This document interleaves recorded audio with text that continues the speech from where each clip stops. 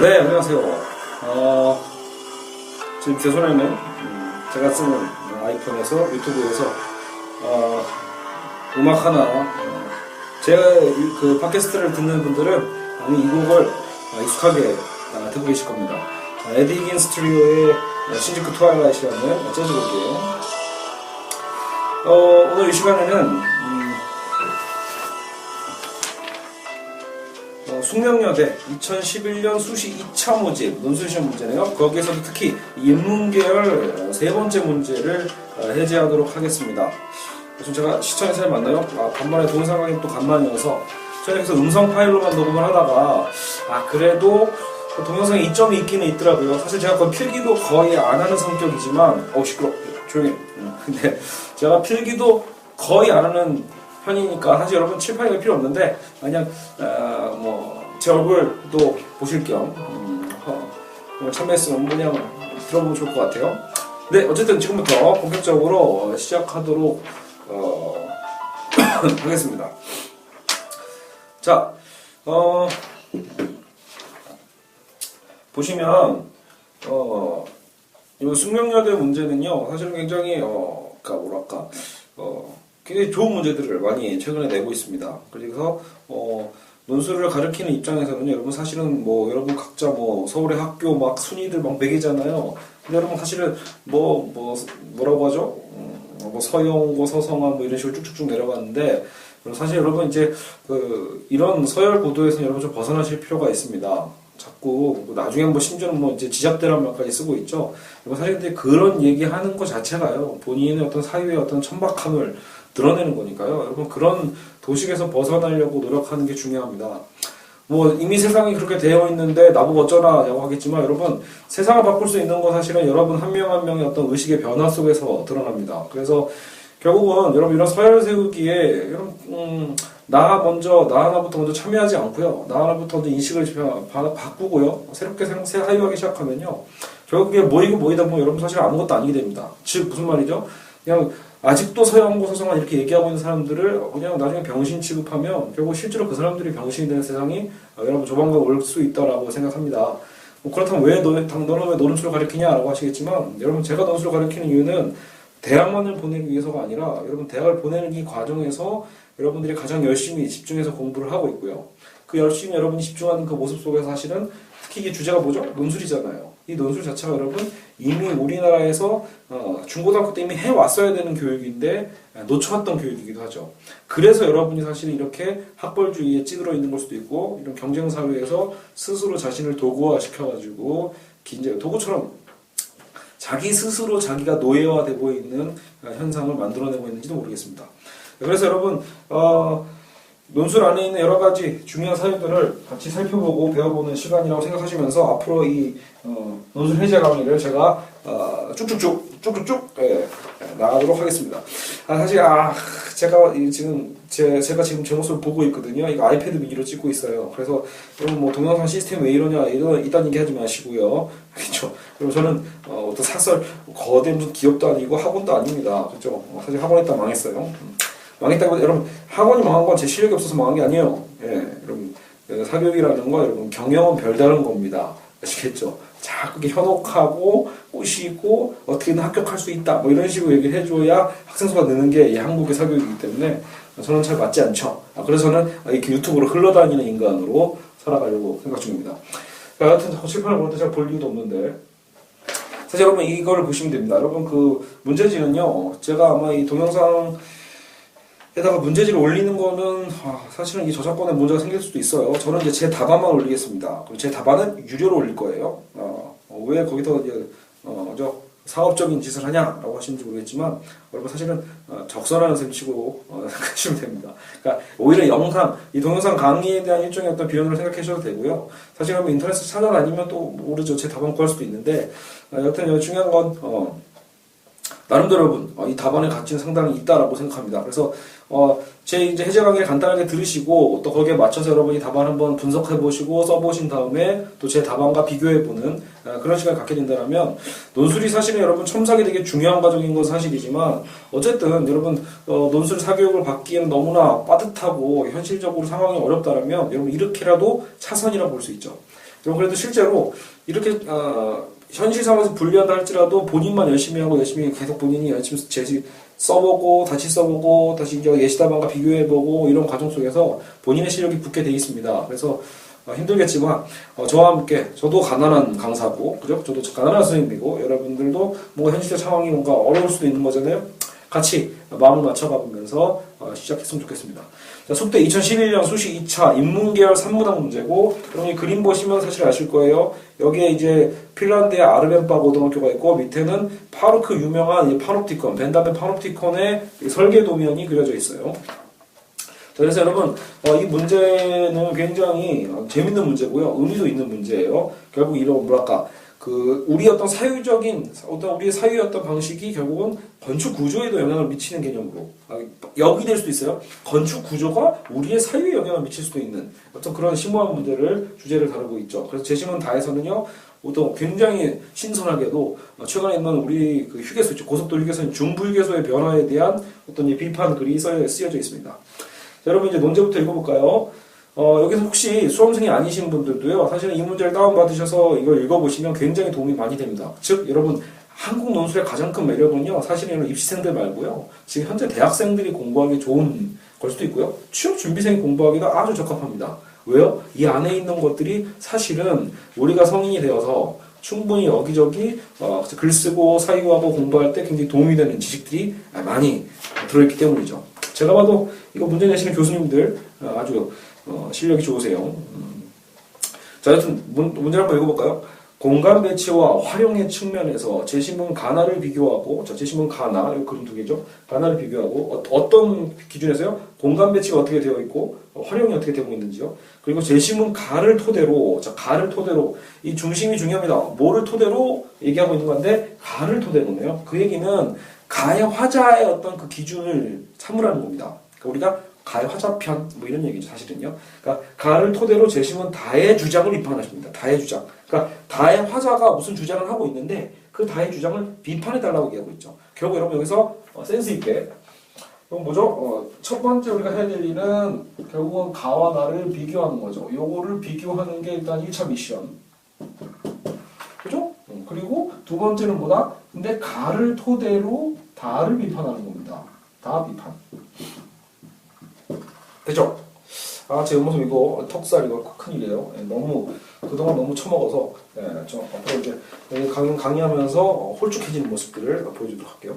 여하튼 이 가나를 비교하고 가에서 다를 비판하고 여러분 이렇게 우리나라 문제하고 대한 특히 논제는 굉장히 중요하기 때문에 논제를 뜯어보고 그 논제를 뜯어본 상황에서 이렇게 정확하게 요구 사항을 찾는 게 중요합니다. 특히 요 부분 많이 틀리는데 다의 주장을 비판하시거든요. 그러니까 다의 화자의 주장의 입장을 정확히 이해해야 돼요. 반대로 여기서 막 분석하는 친구들이 많거든요. 거꾸로 답안을 쓰는 친구들이 많으니까요. 자, 먼저 일단 가나부터 한번 문제부터 분석을 해볼게요. 그래서 여러분 이 가는요, 핀란드의 야르벤바 고등학교라고 하죠. 야르벤바 고등학교에 이제 가장 감동받은 건 학교 건물과 교육 환경이었다라는 식으로 이렇게 쭉쭉 이게 나가고 있어요. 여러분들이 이 그림을 보시면 대충 이런 식으로 그려져 있어요. 준비해야지. 자, 여러분. 요 그림이 모든 걸 다 얘기해 주거든요. 여기 어떤 중앙 공간이 있고 여기 뭐 날개형 구조가 있다. 이제 날개형 건물이 막 이런 식으로 해바라기 같네요. 그렇죠? 엉망인 것 같지만 여러분 그 얘기는 다 나온 거예요. 근데 여러분 중요한 거는요. 제시문 나도 사실은 좀 비슷해요. 가도 이렇게 원형이 있죠. 중앙 공간이 있고 거기 어떤 날개형 건물이 있는 반면에 제시문 나는요. 물론 하나의 건물이긴 해요. 하나의 건물이지만 여기에 중앙에 탑이 있고요. 중앙에서 또 역시 방사형으로 결국 뭐가 있죠? 다 이렇게 독방들이 배치되어 있거든요. 그러니까 여러분 배치적으로 사실 비슷한 감이 있죠. 이걸 여러분 사실 답안에 좀 써도 됩니다. 그러니까 오히려 공통점으로 한 중앙을 중점으로 해서 방사형적 배치를 갖고 있다는 건 공통점이죠, 사실은요. 그럼에도 불구하고 여러분 어떤 목적에 의해서 지어졌는가가 사실은 굉장히 공간의 건축 활용 구조를 좌지우지하고 있거든요. 일단 실제로 여러분 제시문 가의 내용을 보시면요. 이 가운데 공간에 대해서 어떤 설명을 하고 있죠? 이게 만남의 광장이래요. 그러니까 이거는 만남의 광장이고 다시 얘기하면 이거를 어떤 공동체의 개념으로 얘기를 하고 있습니다. 공동체. 그죠? 서로 뭔가 하나 되고 연합되는 공간으로 보고 있는 거죠. 근데 이 날개형 공간은 어떻게 설명하고 있냐면요. 참, 다시 할게요. 그럼 이 만남의 광장은 대체 뭐 하는 곳이냐라고 할 때, 이 중앙홀이라고 표현하면서 식당, 도서관, 학생의 편의시설이 모여있다고 하는 거죠. 식당, 도서관, 편의시설은 결국 뭐죠? 다 같이 여러분 뭐예요? 자신의 어떤 뭐 적성, 학년 상관없이 다 같이 모여서 함께 할 수 있는 공간이잖아요. 그러니까 그런 개념으로 식당, 그죠? 어떤 편의시설 같은 것들이 모여있다라고 얘기를 하고 있어요.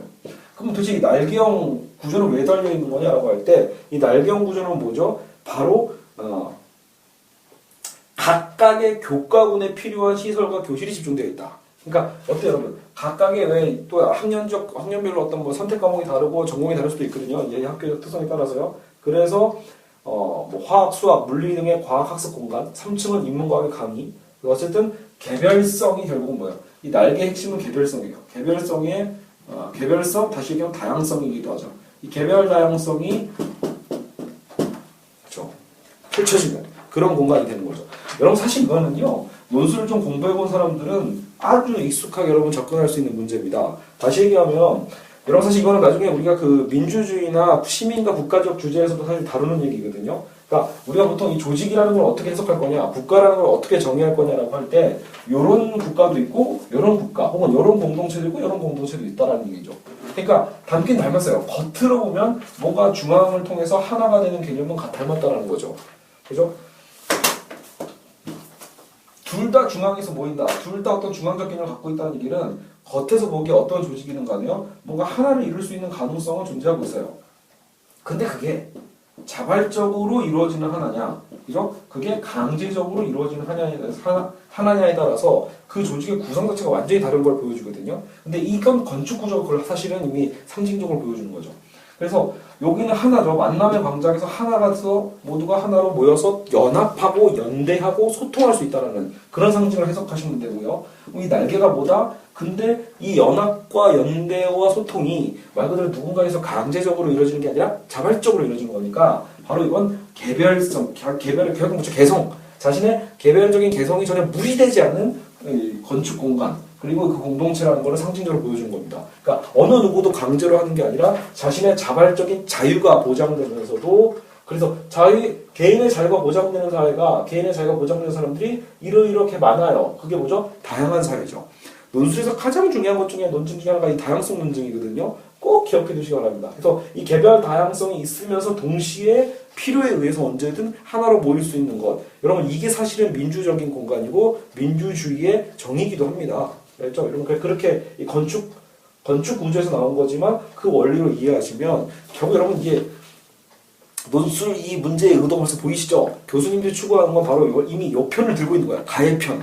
그럼 나와 비교하라고 했지만 사실 여기서 이 비교점은 그죠? 여러분 비교라는 건 공통점도 있고 차이점도 있지만 사실 여기서는 보통 문제는요. 비슷한 것만 찾아봐를 중점으로 문제를 내면 문제가 아니에요. 그러니까 비슷한 것도 있음에도 불구하고 그러면 또 어떤 극단적 차이가 벌어지는가를 더 깊이 있게 찾는 친구가 좋은 점수를 받아요. 그러니까 요 구조를 봤을 때 여기서는 이제 이걸 찾는 거죠. 자, 제시문 나를 보세요. 나의 원형 과목 파놉티콘은 이런 파놉티콘의 정의 사실은 라틴어인가요? 다 본다라는 뜻이에요. 어떤 신적인 시선에서 모든 걸 다 볼 수 있다라는. 어쨌든 이거는 뭐 제가 거의 외우다시피 하기 때문에 내려놓고요. 여러분 그러니까 이 파놉티콘의 구조라는 건 여러분 사실은 이 원형 과목에 대한 얘기죠. 그러니까 이게 위에서 보면 이렇게 생겼고 옆에서 보면 뭐 이런 거죠. 감시탑이 있고요. 그리고 이런 그 반지의 제왕 본 사람들은 알죠. 뭐 그런 탑이죠. 근데 여기 이제 또 이렇게 둥글게 방사형부터 원형 공간이 있어요. 여기가 근데 다 뭐예요? 독방이죠, 독방. 그러니까 여기서는 얘는 어둡게 하고 이쪽은 밝게 해요. 불을 활짝 조명을요. 이 어두운 곳은요, 밝은 곳은 어두운 곳 보면 안 보이죠. 근데 여기서 여기 보면 다 보여요. 특히 여기는 이런 감옥이니까 특히 창이 없잖아요, 다. 철창만 있겠죠. 그러니까 바로바로 볼 수 있는 공간이에요. 여기서 이제 중요한 단어 중에 하나가 바로 비대칭성입니다. 여러분 여기서는 비대칭이 있나요? 여기는 서로 소통하잖아요. 서로 대등하고 서로 그래서 대칭적이라고 볼 수 있는 관계예요. 여기서 왜냐면 유리벽도 하나 나오죠. 여기 그 제시문 중에 유리벽이 많다라고 나오는데 그건 뭐죠? 소통의 어떤 상징적으로 개방성의 공간을 얘기한다면 여기서도 똑같이 어떻게 보면 열려있는 공간이긴 해요. 철창이니까. 하지만 그건 뭐죠? 감시하기 위한 열려있음이죠. 보여주기 위한 열려있음. 무슨 차이가 있죠? 바로 권력이라는 거에 차이가 있는 거예요. 그러니까 이런 건축 구조적으로 비교하면 닮았어요. 둘 다 중앙적 공간이 있고 방사형으로 건물이 퍼져 있다는 점. 하지만 무슨 차이가 있다? 이거는 결국은 연대와 만남과 소통의 공간에도 중간이라면 이 중앙은 사실은 뭐죠? 억압과 권력의 어떤 힘이 집결되어 있는 공간인 거죠. 이 감시의 탑에서 결국은 모든 걸 통제할 수 있다는 점. 그래서 이게 권력이니까 여기가 결국은 뭐죠? 나중에 여러분 이제 선생님이랑 같이 이제 수업을 하다 보면 이해하시지만 이게 결국은요 절대 주체가 되고요. 여기에 이제 포진되어 있는 이 죄수들은 뭐예요? 결국 수단과 도구 일종의 대상에 불과하죠. 일종의 물건에 가깝죠. 이 절대 주체가 이 대상으로 이 시선적 감시를 끊임없이 하고 있는 거죠. 그리고 여러분 이 파놉티콘의 매력이랄까요? 그러니까 이게 부정적 매력이지만 여러분 사실 이건 굉장히 뭐랄까. 여러분 이게 여러분이 여기 그 죄수라고 생각해 보세요. 언제 나를 쳐다보고 있는지 알 수 없다가 사실은 이 구조의 가장 큰 매력 핵심입니다. 그러니까 잠깐 매력이라고 여러분 혼동하시면 안 돼요. 여기서 물론 이 파놉티콘을 비판하기 위해서 제시하고 있는 거거든요. 벤담이 여러분 벤담은 공리주의자, 즉 어쨌든 효율성의 논리를 가장 중시했던 사람이기도 하거든요. 그러니까 여러분 여기서 감시자가 실제로 존재하지 않아도 됩니다. 감시자가 있을 거라는 믿음만 주면 돼요. 공포만 주면 이 죄수들은요 대체 24시간 동안 언제 날 쳐다보고 있는 건지 알 수 없기 때문에 24시간 내내 그렇죠 감시에서 자유로울 수 없죠. 그가 불편한 거예요. 여러분 감옥에 있어도 사실 어느 정도 좀 최소한의 자유가 주어져 있어야 되는데 24시간 내내 내 행동이 제약되고 있다는 그 불편감. 나중에 그리고 여러분 이게 반복되다 보면요 나중에 뭐가 된다? 이게 감시의 내재화가 됩니다. 이제는요 이게 실제로 존재하냐 안 하냐 중요하지 않아요. 상징적으로 있다라고 이미 내가 머릿속에 믿고 있으면요 그때부터 내 모든 행동이 내 어떤 신체 운동, 내 신체 활동에 다 적용됩니다. 여러분들 이거는 되게 재밌는 게요. 여러분 마치 내가 죄수가 아니게 난 모르겠는데 하면 안 됩니다. 왜요? 한국의 학교야말로 바로 이 감옥과 똑같거든요. 구조가요. 이해가세요? 물론 우리 학교엔 답이 없는데요 라는 얘기가 아니라요. 여러분 이미 학교라는 공간 자체가 이미 어때요? 일종의 어떤 거대 교권의 어떤 권력일 수도 있고요. 일제가 될 수도 있고요. 사실 학생들 폭력일 수도 있어요. 학생 간의 폭력일 수도 있지만 그러니까 선생님 혹은 어떤 학교라는 선생님도 개개인들은 좋은 분들 많거든요. 근데 어쨌든 학교 자체의 어떤 이 권력적인 관계에서 학생들 스스로가 이미 자유롭지 못하다는 거죠. 여러분들 보세요. 공부 안 하는 학생도 공부 스트레스 받습니다. 그거 왜 그래요? 결국은 뭐죠? 감시를 내면화한 거죠. 차라리 공부를 안 할 거면 자발적으로 공부 안 하고 다른 뭔가 대안을 주체적으로 찾아가지고 열심히 해버리면 괜찮잖아요. 서태지나 누구죠? 서태지도 종교에서 잣대는 뭐 김현중처럼요. 근데 그게 안 되는 학생이 대부분이에요. 그 이유는 뭐다? 우리 스스로도 근데 나는 뭔가 안 하면 안 되는데 그죠? 내 행동 뭔가 감시당하고 있는데 예. 이런 부모님의 시선도 마찬가지죠. 여러분 부모님이 집에 없어도요. 여러분 수험생들은 집에 있을 때 역시 부담되잖아요. 왜 부담되죠?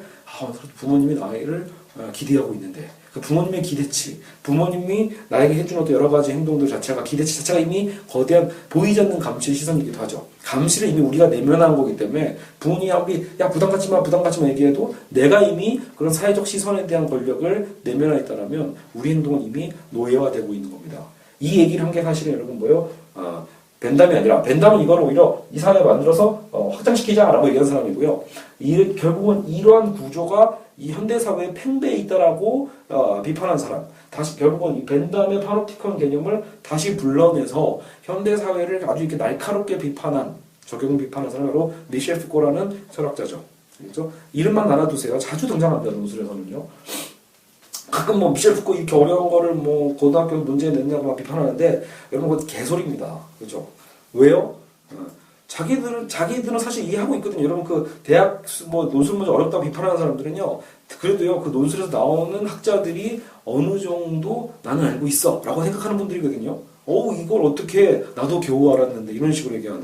지적 허용에서 나오는 비판이에요. 제가 보기에는요. 왜냐면 여러분 누구든 연습하면요 다 독해되고 다 여러분 이해할 수 있습니다. 물론 여러분이 전공자가 아니니까 푸코의 책 자체를 내가 전공자처럼 완전히 다 독파하겠다 이것까지 어렵죠. 물론 고등학생이니까. 하지만 이 시험 문제에서 요구하는 맥락이 있죠. 여러분 아까도 얘기했지만 이 문제를 독해하기 이전에요. 이미 논제에서 뭘 해야 될지 다 미션을 얘기해 줬잖아요. 가나를 비교하시오라고 할 때도 뭔가 입장이 다르겠구나라는 걸 예측하고 독해하는 거기 때문에 훨씬 쉽습니다. 사실은요. 그리고 이미 제시고 다른 비판으로 가는 거죠. 우리는요. 그죠?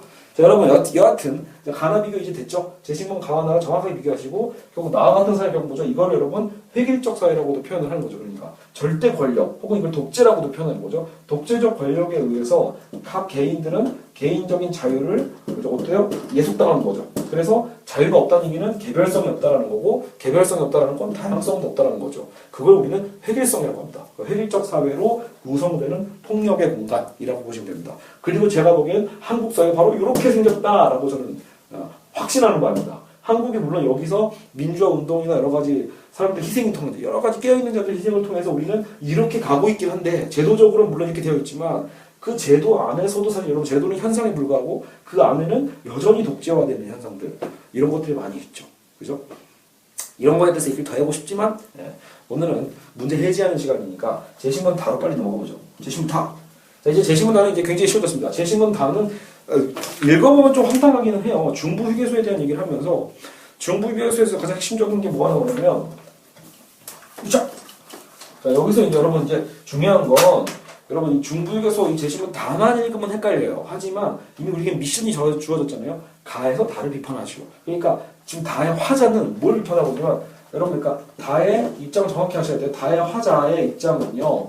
현재 새롭게 만들어진 새로운 중부 휴게소요. 뉴 새롭게 리모델링된 뭐죠? 중부 휴게소를 비판하고 있습니다. 중부 휴게소 비판. 그러면 우리가 알기는 뭐죠? 중부 휴게소를 비판하고 있는 화자를 다시 비판하는 거니까 결국은 중부 휴게소를 옹호해야겠죠. 현실에 있는 중부 휴게소를 옹호해야 돼요. 자, 여러분 그러면 이거 글 하나도 안 읽어도 돼요. 예측할 수 있어야 돼요. 자, 중부 휴게소라는 건축물이죠. 어쨌든 건축 공간이잖아요. 이 건축물 자체를 우리는 화장을 비판하고 있는데 지금 우리 그 논제 미션을 우리 보고 옹호하라고 했어요. 제시문 가입편을 들어서. 그러니까 건축 공간을 옹호한다는 얘기는 결국은요. 제시문 가의 이 야르벤바 고등학교, 야르벤바와 그리고 중부휴게소는요. 같다라는 느낌으로, 같다라는 식으로 우리가 억지로라도 끼워 맞출 수 있는 독해력이 필요한 겁니다. 이게 가장 응용력만 있으면 됩니다. 그러니까. 자, 그럼 우리가 아르벤바 고등학교의 원리가 뭐였죠? 중앙에서 다 같이 소통하고 연대하고 그러면서도 다양한 역할을 할 수 있는 그러니까 두 마리 토끼를 다 잡는 거죠. 개별 다양성도 있으면서 함께 필요해서 연대할 수 있는 공간. 이 두 가지만 기억하시면 돼요. 그리고 나서 다시 지금 다시 독해하는 거죠. 지금 다의 화자의 불만은 뭐냐면요. 왜 화장실이 중간에 있냐? 일단 이 얘기가 하나 나와요. 그러니까 휴게소가 이렇게 있는데 휴게소 중간에 떡하니 화장실이 있다. 그리고 기분 나쁘게 화장실 천장은 이제 뭐랄까요? 좀 화장실도 뻥 위에 천장이 뚫려 있는 곳도 있고요. 심지어 여기 입구도 없고요. 입구도 없고 그래서 막 찌린내가 나고 또 사람들의 동선이 다 엉켜가지고 복잡복잡하다. 그죠? 냄새나고 복잡복잡하고 불편하다. 이런 얘기를 하고 있는 거죠. 그러니까 이 사람은 이런 얘기죠. 어떤 얄쌍한 포스트 모더니즘 경향의 건축물을 표방한 것 같은데 이거 결국 실패한 거야. 너무 불편해. 라고 지금 화자가 투덜투덜 대고 있는 얘기입니다. 그죠? 사실 여러분 근데 이게 어느 정도 맞는 비판일 수도 있어요. 사람에 따라서는요. 그죠? 그러나 우리는 어차피 우리의 역할은 주어져 있어요. 이 사람이 글을 읽으면서 아 나도 동감돼 라고 하도 여러분 그거는 우리의 그냥 기분으로 그 동감으로만 놔두고 지금 우리가 시험 문제를 풀어야 될 사람들은 뭐예요? 동감을 하되 그럼에도 불구하고 다시 야르벤바 고등학교 원리를 떠올리면서 여기서 이제 맞춰보는 거죠. 어떤 거죠? 중부휴게소가 중간에 있다는 게 얼핏 보면 여러분 뭐라고 하고 이걸 뭐라고 만드면 돼요? 그러니까 요 구조가 아니라 요 구조잖아요. 야르벤바. 그러니까 비록 화장실이 중간에 있어서 화장실 어떤 냄새가 나는 것 자체는 인정할 수도 있겠죠. 아까 뭐 냄새가 난다고 하니까. 그러나 그럼에도 불구하고 여러분 휴게소라는 공간도 이제 어떤 공간이 되어야 된다? 사실은 뭐예요? 그냥 각자 어떤 소변만 보고 그냥 사라지는 것이 아니라 모두가 어떤 낯선 타자와 타자들이 함께 그죠? 여기서 뭐 연대까지 하는 건 그렇잖아요. 우리가 솔직히 휴게소 연대하진 않잖아요. 그럼에도 불구하고 여기서 무조건 일종의 만남의 광장의 개념을 가해서 단어를 끌고 오면 되죠. 서로가 서로를 부딪히고 거기서 진짜 어깨 부딪히는 얘기가 아니라 서로 어쨌든 어때요? 여러분 실제로 여러분 이거 복잡하게 느끼는 사람도 있는 반면에요. 이거 자체 굉장히 활기 있게 느끼는 사람도 있거든요. 그러니까 이 중앙의 화장실 공간을 통해서 오히려 더 뭔가 개방적인 오픈 스페이스의 개념 거기서 무언가 사람과 사람이 만나는 만남의 어떤 광장의 상징성을 갖고 있다는 식으로 얘기하면 됩니다. 그리고 여기 아까 화장실 문 닫고 막 이런 얘기 했잖아요. 이거 사실 굉장히 더 좋은 거예요. 이게 구조를 그렇다고 안에가 보이는 건 아니거든요. 우리가 막 오줌 싸고 있는 게. 그러니까 여러분 진짜 불편한 휴게소는요. 남자 화장실 이쪽, 여자 화장실 이쪽 이런 식으로 양극화되어 있는 화장실 옛날 스타일 있거든요. 이건 오히려 되게 불편한 거죠. 그러니까 여러분 이 뒷간이란 개념 때문에 이렇게 양극화된 걸 수도 있어요. 그리고 남자 여자가 유별하니까 옛날의 어떤 느낌이 사유죠. 근데 지금은 어때요? 같이 붙어 있고요. 왜 이게 훨씬 편하죠, 그리고요. 같이 가족끼리 갔다가 나오면 바로 훅 만나고, 그리고 만날 때도요. 나와서 아무것도 할 게 없는 게 아니라 여러분 보통 가보신 분은 알 거예요. 원형 공간에서 여러 가지 분식 코너들이 쫙 펼쳐져 있죠. 그러니까 그런 것들을 생각하시면 훨씬 즐거운 공간이 될 수도 있다는 거죠. 그리고 이 양극은 뭐예요? 여기는 식당, 여기는 스낵, 여기 또 끝에는 뭐 커피숍, 또 게다가 어떤 뭐 편의점까지 막 다 배치돼 있거든요. 이런 걸 여러분 또 뭐라고 보자면요? 아까 야르멘바 고등학교의 이 날개형의 어떤 스타일로 얘기하면 되잖아요.